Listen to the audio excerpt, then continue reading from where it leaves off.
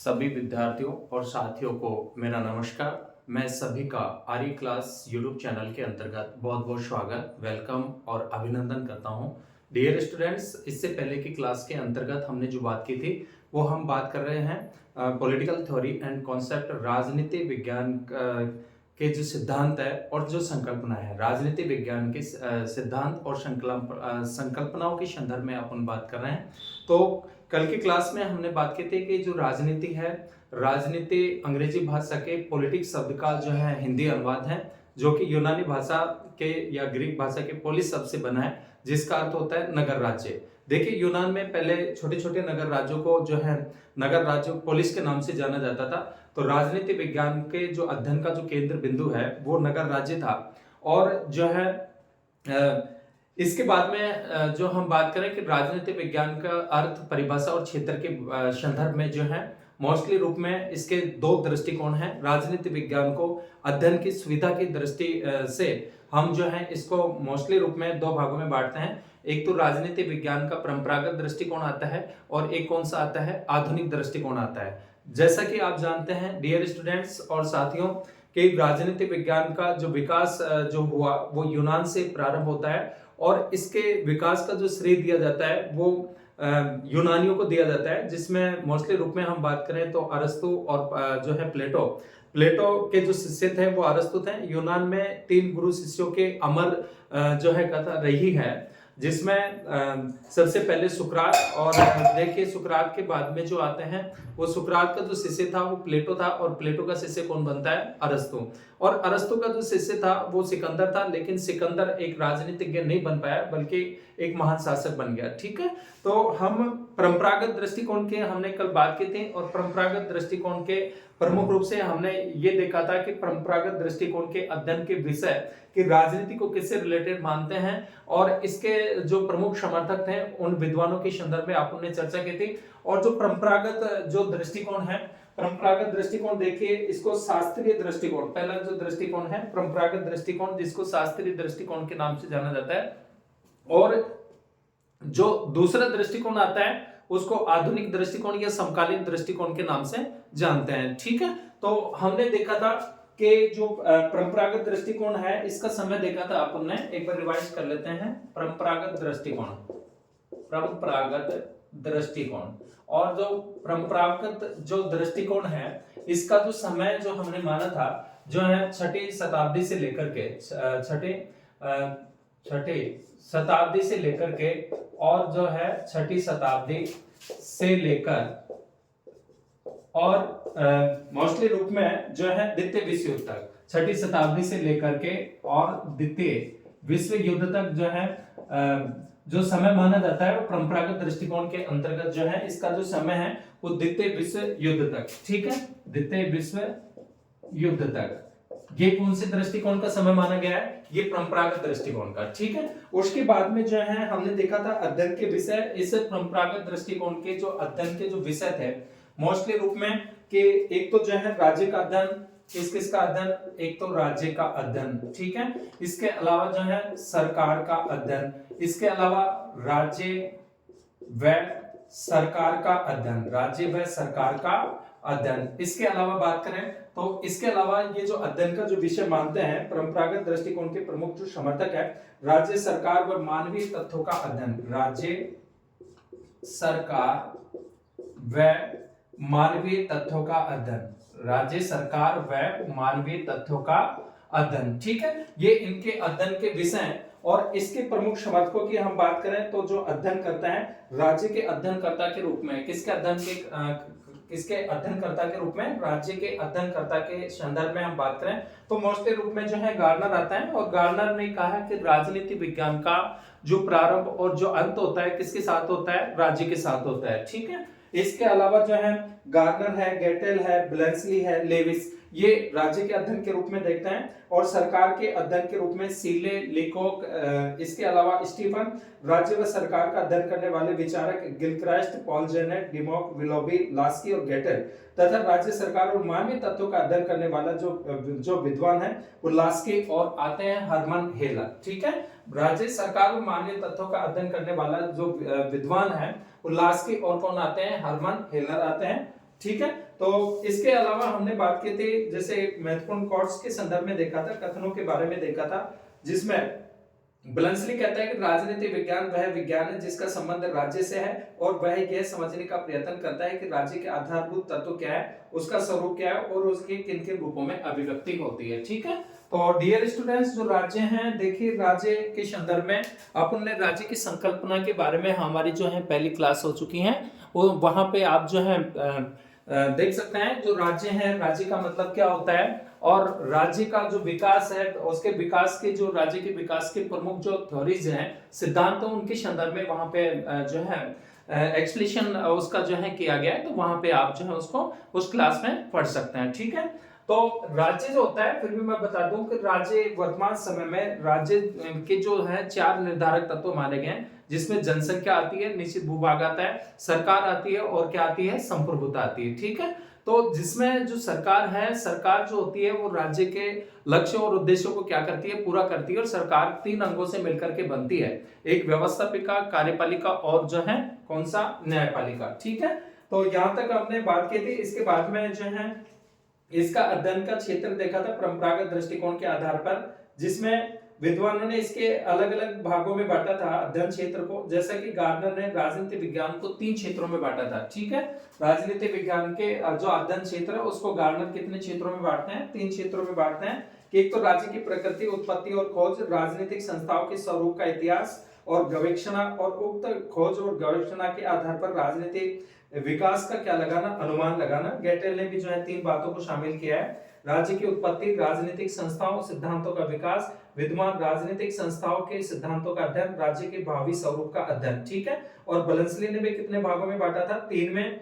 लेकिन 1948 में ध्यान रखना कि यूनेस्को के तत्वाधान में आयोजित जो राजनीति विज्ञान के विद्वानों के सम्मेलन में राजनीति विज्ञान के विषय क्षेत्र को कितने भागों में बांटा गया था, 4 भागों में। कितने भागों में बांटा गया था, 4 भागों में, जिसमें राजनीतिक सिद्धांतों का अध्ययन, राजनीतिक संस्थाओं का अध्ययन, राजनीतिक दल, दबाव समूह, जनमत का अध्ययन, अंतर्राष्ट्रीय संबंधों का अध्ययन। इस प्रकार से राजनीतिक विज्ञान के क्षेत्र के अध्ययन के अंतर्गत जो बातें आती हैं, मानवता, राजनीतिक जीवन, राज्य, क्षेत्रीय, राष्ट्रीय, अंतर्राष्ट्रीय संस्थाएं, सरकार, राजनीतिक विचारों का इतिहास और राजनीतिक जो है विचारधाराएं। इसके अलावा अंतर्राष्ट्रीय कानून हो गए, अंतर्राष्ट्रीय संबंध हो गए और अंतर्राष्ट्रीय क्या हो गए, अंतर्राष्ट्रीय राजनीति या अंतर्राष्ट्रीय संबंधों का अध्ययन। ठीक है। इसके बाद में हमने देखा था परंपरागत दृष्टिकोण में अध्ययन की पद्धतियां, जिसमें दार्शनिक आती हैं और दार्शनिक पद्धति के प्रमुख समर्थक Plato, Kant, Arthur Moore, David Held, Gandhi ji, Herbert Marcuse. इसके अलावा ऐतिहासिक पद्धति देखी थी, जिसके जनक सेबाइन को माना जाता है। कानूनी पद्धति के अंतर्गत विलोबी, डिविड, डायसी, बार्कर आते हैं। और संस्थागत पद्धति और संदर्भात्मक पद्धति, जिसमें मार्क्स व बटलर आते हैं। ठीक है। तो इनके हमने अध्ययन पद्धतियों के संदर्भ में बात की थी। ठीक है। उसके बाद में हम बात करते हैं, आज जो बात करेंगे आधुनिक दृष्टिकोण या समकालीन दृष्टिकोण के संदर्भ में। राजनीति विज्ञान को अध्ययन की सुविधा की दृष्टि से हमने जो है मोस्टली रूप में कितने भागों में बांटा था, 2 भागों में बांटा था। और 2 भागों में जो बांटा था उसमें एक तो जो है परंपरागत दृष्टिकोण और एक जो है कौन सा दृष्टिकोण, आधुनिक दृष्टिकोण। ठीक है। इसके अलावा आपको ध्यान रखना है कि जो फ्रेडरिक पोलक हैं, उन्होंने राजनीति विज्ञान को या राजनीति को 2 भागों में बांटा है। एक सैद्धांतिक राजनीति, राजनीति को कितने भागों में बांटा, सैद्धांतिक, और एक जो है व्यवहारिक राजनीति। चलिए बात करते हैं नेक्स्ट क्लास से आगे, जिसमें हम बात करेंगे आधुनिक दृष्टिकोण की। ठीक है। परंपरागत दृष्टिकोण के संदर्भ में हम चर्चा कर चुके थे। अब जो हम बात करेंगे वो आधुनिक दृष्टिकोण की बात करेंगे। कौन से दृष्टिकोण के, आधुनिक दृष्टिकोण के। ठीक है। जिसको किसके नाम से जाना जाता है, जिसको समकालीन दृष्टिकोण भी कहा जाता है। कौन सा दृष्टिकोण, समकालीन दृष्टिकोण, समकालीन दृष्टिकोण। ठीक है। और देखिए जो आधुनिक या समकालीन जो दृष्टिकोण है, यानी जो परंपरागत दृष्टिकोण है, उसका समय तो हमने जो माना था 6वीं शताब्दी से लेकर के और द्वितीय विश्व युद्ध तक, और उसके बाद से लेकर के सेकंड जो बढ़वार था उसके बाद से लेकर के आज तक का जो दृष्टिकोण है, उसके मोस्टली रूप में उसको जो है आधुनिक दृष्टिकोण या समकालीन दृष्टिकोण के नाम से जानते हैं। और इसका जो समय है द्वितीय विश्व युद्ध के बाद। ठीक है। यानी सेकंड समय की बात करें तो इसका जो समय है ये द्वितीय विश्व युद्ध के बाद, द्वितीय विश्व युद्ध के बाद ठीक है। जैसा डियर स्टूडेंट्स आप जानते हैं कि मानवता को या ये कहें कि संसार को जो है संसार ने 2 महायुद्धों की विभीषिका देखी है, और युद्ध जो होते हैं वो मोस्टली रूप में जो है इसमें युद्ध के द्वारा जन धन की क्या होती है, व्यापक क्या होती है, हानि होती है, सिवाय नुकसान के इसमें कुछ नहीं होता है। तो मानवता को तहस नहस करने वाले जो वर्ल्ड वार थे, विश्व युद्ध थे, और इसमें जो प्रथम विश्व युद्ध जो हुआ था वो 1914 से लेकर के 1918 तक चला था, और जो सेकंड वर्ल्ड वार है वो 1939 से लेकर के 1945 तक। ठीक है। तो बात करते हैं इसका जो समय था, आधुनिक दृष्टिकोण का जो हम समय जो राजनीति विज्ञान के अंतर्गत जो निर्धारित किया गया वो सेकेंड वर्ल्ड वार के बाद में, और इसके 2 प्रेरणा स्रोत रहे हैं, ध्यान रखना। कितने प्रेरणा स्रोत रहे हैं? 2 प्रेरणा स्रोत रहे हैं। कितने स्रोत रहे हैं? 2 प्रेरणा स्रोत रहे हैं। कितने स्रोत रहे हैं? 2 प्रेरणा स्रोत रहे हैं, जिसमें मोस्टली रूप में 2 प्रेरणा स्रोतों के संदर्भ में हम बात करें तो एक तो जो है शिकागो कौन सा संप्रदाय? शिकागो संप्रदाय। कौन सा संप्रदाय? शिकागो संप्रदाय। ठीक है। कौन सा संप्रदाय आता है? शिकागो संप्रदाय आता है। ध्यान रखना डियर स्टूडेंट्स, मोस्टली रूप में कि जो आधुनिक राजनीतिक सिद्धांत है, कौन सा सिद्धांत? आधुनिक राजनीतिक सिद्धांत। और आधुनिक राजनीतिक सिद्धांत के अंतर्गत इसका जो समय है वो इसको समकालीन सिद्धांत भी बोलते हैं, और समकालीन सिद्धांत का जो समय निर्धारित किया गया वो सेकेंड वर्ल्ड वार के बाद में, और जो परंपरागत जो दृष्टिकोण था वो 6वीं शताब्दी से लेकर के और सेकेंड जो वर्ल्ड वार था वहां तक। ठीक है। तो प्रेरणा स्रोत के रूप में इसके 2 जो है, एक तो शिकागो संप्रदाय और एक आता है मनोविज्ञान। ठीक है। दूसरा कौन सा आता है? मनोविज्ञान। ये 2 इसके जो है क्या रहे हैं? प्रेरणा स्रोत रहे हैं। किसके? ये आधुनिक दृष्टिकोण के। और देखिए शिकागो जो संप्रदाय है कि शिकागो विश्वविद्यालय में राजनीति विज्ञान के विद्वानों का एक समूह था जिन्होंने राजनीति विज्ञान में नई शोध प्रणाली अपनाई। विद्वान पीवी स्मिथ। ध्यान रखना, इसके जो विद्वान थे शिकागो संप्रदाय में कौन कौन? एक तो पीवी स्मिथ। ठीक है। पीवी स्मिथ, इसके अलावा लासवेल कौन थे? और पीवी स्मिथ और जो है लासवेल और चार्ल्स मेरियम। ठीक है। ये प्रमुख क्या थे? ये विद्वान थे। चार्ल्स मेरियम ये प्रमुख विद्वान थे, और जो है इन्होंने जो है राजनीति विज्ञान में शोध प्रणाली को जो है अपनाया। इसके बाद में आता है मनोविज्ञान, और मनोविज्ञान की प्रेरणा से मानव के अध्ययन का प्रारंभ हुआ। ठीक है। किसका अध्ययन प्रारंभ हुआ? मानव का अध्ययन जो है, इसके अंतर्गत मानव का अध्ययन क्या हुआ? प्रारंभ हुआ। ठीक है। कौन सा अध्ययन? मानव के राजनीतिक पक्ष का जो अध्ययन है वो इसमें प्रारंभ होता है। और द्वितीय विश्व के बाद अमेरिका और पश्चिमी जगत में राजनीति विज्ञान की धारणा में एक क्रांतिकारी परिवर्तन आया, जिसका प्रेरणा स्रोत शिकागो संप्रदाय या विश्वविद्यालय जो है बना। विद्वान रेंसिस लिकर्ट, कोर्ट लेविन, लजार्सफेल्ड। ध्यान रखना, एक तो रेंसिस लिकर्ट और कोर्ट लेविन और लसार्सफेल्ड ने राजनीति विज्ञान में मनोविज्ञान की शोध तकनीक का ज्यादा क्या किया? प्रारंभ किया। इसके जो आरंभिक संकेत मिलते हैं, मनोविज्ञान की शोध तकनीक का जो आरंभिक संकेत है वो 1908 में ग्राहम वेल्स ने एक पुस्तक लिखी थी, ह्यूमन नेचर इन पॉलिटिक्स, और आर्थर बेंटले की पुस्तक थी द प्रोसेस ऑफ गवर्नमेंट। ध्यान रखना, 1925 में चार्ल्स मेरियम और Charles Merriam no aspect of politics. तो ग्राहम वेल्स ने मनोविज्ञान की प्रेरणा से पहली बार राजनीति विज्ञान में, ध्यान रखना, ग्राहम वेल्स ने, ठीक है, ग्राहम वेल्स ने, ये आपको विशेष रूप से जो है ध्यान रखना है, ग्राहम वेल्स ने जो है पहली बार मनोविज्ञान की प्रेरणा से पहली बार राजनीति विज्ञान में मानव का अध्ययन प्रारंभ किया। ग्राहम वेल्स ने राजनीति विज्ञान में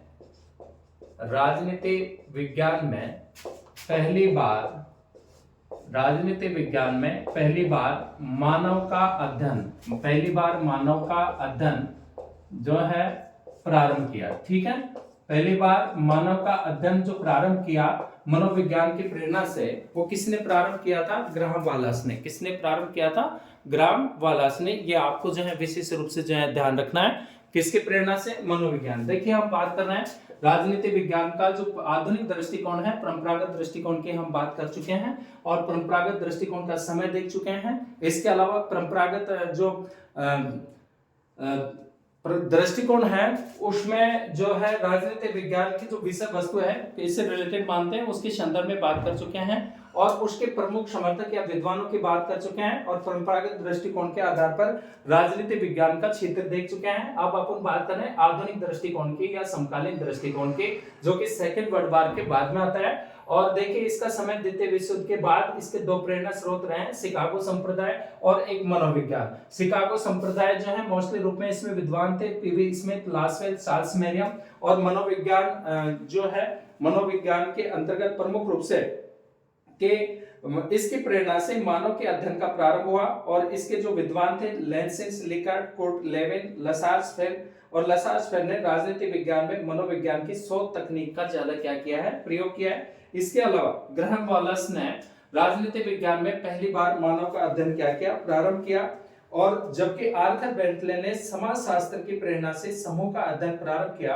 आर्थर बेंटले ने समूह सिद्धांत विकसित किया। ध्यान रखना, आर्थर बेंटले ने समूह सिद्धांत क्या किया, जो है विकसित किया। ठीक है, तो ये मोस्टली बातें आपको जो है आधुनिक दृष्टिकोण के अंतर्गत ध्यान रखनी है। देखिए अपन फिर से समझते हैं।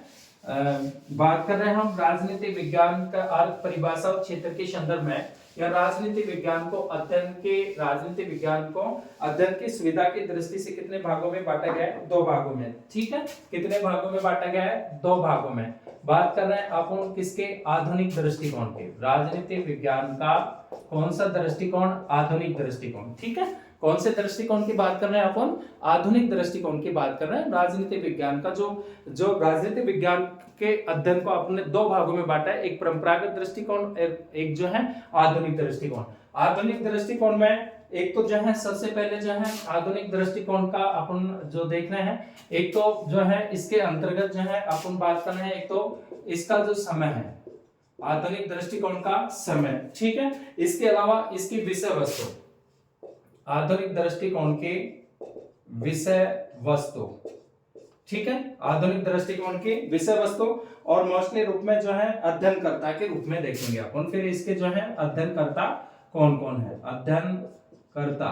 ठीक है, अध्ययनकर्ता या इसके जो प्रमुख विद्वान है, तो समय जो है द्वितीय विश्व युद्ध, कहां से, द्वितीय विश्व युद्ध से। ठीक है, द्वितीय विश्व युद्ध से या द्वितीय विश्व युद्ध के बाद जो है, इसके बाद में विषय वस्तु जो है मानवीय प्रक्रिया का अध्ययन। इसका जो है इसकी जो विषय वस्तु है मानवीय प्रक्रिया का अध्ययन। ठीक है, मानवीय प्रक्रिया का अध्ययन। इसके अलावा राजनीतिक शक्ति का अध्ययन, इसकी जो विषय वस्तु है राजनीतिक शक्ति का अध्ययन। इसके अलावा और बात करें तो विषय वस्तु के अंतर्गत राजनीतिक व्यवस्था का अध्ययन, राजनीतिक व्यवस्था का अध्ययन। और इसके बाद में आता है निर्णय निर्माण। ठीक है, या निर्णय प्रक्रिया का अध्ययन, निर्णय प्रक्रिया का अध्ययन। ठीक है, ये इसके क्या है, ये इसकी विषय वस्तु है। ठीक है, आधुनिक दृष्टिकोण की प्रमुख क्या है, विषय वस्तु है। और इसके बाद में सबसे पहले देखिए कि मानवीय प्रक्रिया को अध्ययन के रूप में मानने वाले जो है, उसकी बात करें तो आधुनिक दृष्टिकोण में मानवीय प्रक्रिया का अध्ययन किया जाने लगा, अर्थात मनुष्य के राजनीतिक जीवन और क्रियाकलापों का अध्ययन किया जाने लगा। ठीक है, विषय वस्तु के अंतर्गत के जो मानव जीवन है उसका जो राजनीतिक पक्ष है उसका जो है इसके अंतर्गत अध्ययन क्या किया जाने लगा, शामिल किया जाने लगा और राजनीतिक जीवन का अध्ययन किया जाने लगा। प्रमुख जो विचारक जॉर्ज कैटलिन, बेर्ट्रांड द जुवेनवेल, जैसा कि कैटलिन ने कहा कि राजनीतिक विज्ञान संगठित मानव समाज से संबंधित है, अर्थात इसमें मानव की राजनीतिक प्रक्रिया का अध्ययन होता है। इसी प्रकार बेर्ट्रांड द जुवेनवेल के अनुसार हमारा विषय उन राजनीतिक संबंधों का अध्ययन करता है जो मिलजुल कर रहने वाले व्यक्तियों के बीच स्वयं उत्पन्न होते हैं। ठीक है, उसके बाद में शक्ति के अध्ययन के संदर्भ में बात करें कि राजनीतिक शक्ति के अध्ययन के रूप में और राजनीतिक जो शक्ति है इसके संदर्भ में Lasswell, Catlin, Merriam, Max Weber, Bertrand Russell और मार्गेंथो। ठीक है, ये प्रमुख जो है विद्वान हैं, शक्ति के रूप में देखते हैं। गिल्ड व पामर मानते हैं कि राजनीतिक शक्तियों व सत्ता के संबंधों के रूप में सबसे अच्छी समझी जा सकती है और संपूर्ण राजनीतिक प्रक्रिया शक्ति के वितरण, प्रयोग और प्रभावकता का क्या है, अध्ययन है। मार्गेंथो कहता है कि अंतरराष्ट्रीय राजनीति शक्ति के लिए क्या है, संघर्ष है। ये आपको विशेष रूप से क्या रखना है, इसको ध्यान रखना है। मार्गेंथो के कोटेशन को, मार्गेंथो ने लिखा है कि जो अंतरराष्ट्रीय राजनीति है वो शक्ति के लिए क्या है, शक्ति की संघर्ष है, अंतरराष्ट्रीय राजनीतिक शक्ति के क्या है, संघर्ष है। ठीक है। इसके अलावा राजनीतिक व्यवस्था, तो आधुनिक दृष्टिकोण में राज्य को ही राजनीतिक व्यवस्था कहा गया है। ध्यान रखना, राजनीतिक व्यवस्था में जो है किसको, राज्य को ही क्या कहा गया है, राजनीतिक व्यवस्था कहा गया है। ठीक है, किसको कहा गया है, राज्य को। क्या कहा गया है, राजनीतिक व्यवस्था के संदर्भ में कहा गया है, राजनीतिक व्यवस्था कहा गया है। किसको कहा गया है, राज्य को ही कहा गया है। ठीक है। इसके बाद में जो है एक बात आपको ध्यान रखनी है कि आधुनिक दृष्टिकोण की समर्थक विद्वानों ने परंपरागत राजनीति विज्ञान की शब्दावली में क्या किया है, परिवर्तन किया है। ध्यान रखना आपको विशेष रूप से डियर स्टूडेंट्स के जो आधुनिक जो राजनीतिक वैज्ञानिक है या आधुनिक दृष्टिकोण के जो समर्थक हैं विद्वान, उन्होंने परंपरागत राजनीतिक विज्ञान की शब्दावली में क्या किया है, परिवर्तन किया है। एक तो राज्य के स्थान पर राजनीतिक व्यवस्था, शक्ति के स्थान पर कृत्य, पदों का जो है भूमिका, संस्थाओं को संरचनाओं के संदर्भ में, और लोकमत को राजनीतिक संस्कृति और नागरिक शिक्षा को राजनीतिक समाजीकरण के रूप में क्या किया है, परिवर्तन किया है। उस शब्दावली में क्या किया है, परिवर्तन किया है। देखिए, राजनीतिक व्यवस्था का विश्लेषण करने के लिए दो मॉडल विकसित हुए, एक तो आगत निर्गत मॉडल और एक संरचनात्मक प्रक्रियात्मक मॉडल। और आगत निर्गत मॉडल में डेविडसन और संरचनात्मक प्रक्रियात्मक जो मॉडल दिया वो आमंड और पावेल के द्वारा दिया गया। तो निर्णय प्रक्रिया का अध्ययन नेक्स्ट जो देखते हैं, किसका अध्ययन, निर्णय प्रक्रिया का अध्ययन। इसमें आधुनिक दृष्टिकोण में विचारकों ने राजनीति विज्ञान को निर्णय निर्माण और निर्णय प्रक्रिया का अध्ययन करने का विषय माना। जैसा कि हार्बर्ट साइमन ने कहा कि राजनीति विज्ञान निर्णय निर्माण का विज्ञान है, इसी प्रकार लासवेल ने राजनीति विज्ञान को नीति विज्ञान माना, नीति विज्ञान के रूप में राजनीति विज्ञान। ठीक है, किसने माना है, लासवेल ने। इसके अलावा अरस्तु ने राजनीति विज्ञान को आचार्य विज्ञान अर्थात सर्वोच्च विज्ञान के रूप में माना है। ये आपको मोस्टली कुछ बातें ध्यान रखनी है।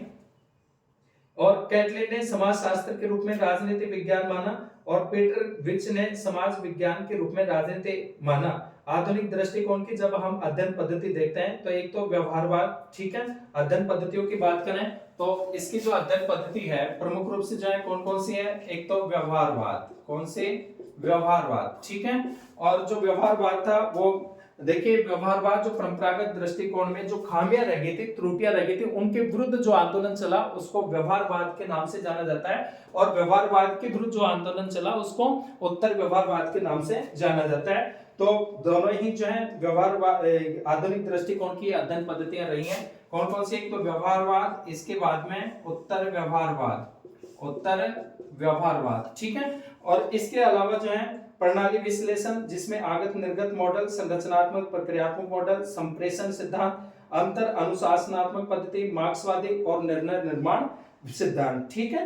तो डियर स्टूडेंट्स, जो है आज की क्लास के अंतर्गत हमने मोस्टली रूप में जो है हम बात कर रहे थे राजनीतिक सिद्धांत और संकल्पनाओं के संदर्भ में, जिसने सबसे पहले हमने राजनीति के अर्थ और राजनीति विज्ञान के अर्थ परिभाषा और जो इसका जो क्षेत्र है उसके आधार पर जो है इसके अध्ययन की सुविधा की दृष्टि से राजनीति विज्ञान को दो भागों में बांटा गया है, दो दृष्टिकोणों में, एक तो परंपरागत दृष्टिकोण और एक जो है कौन सा, आधुनिक दृष्टिकोण। परंपरागत दृष्टिकोण का जो समय माना गया है वो 6वीं शताब्दी से लेकर के और सेकंड वर्ल्ड वार तक, और जो ये जो समकालीन या आधुनिक सिद्धांत है उसका जो समय माना गया है सेकंड वर्ल्ड वार के बाद, ठीक है। उसके बाद में हमने देखा विषय वस्तु, अध्ययन क्षेत्र के विषय और उसके प्रमुख समर्थक, ठीक है। नेक्स्ट क्लास में मिलते हैं नए टॉपिक के साथ में, तब तक सभी साथियों और विद्यार्थियों का बहुत बहुत धन्यवाद।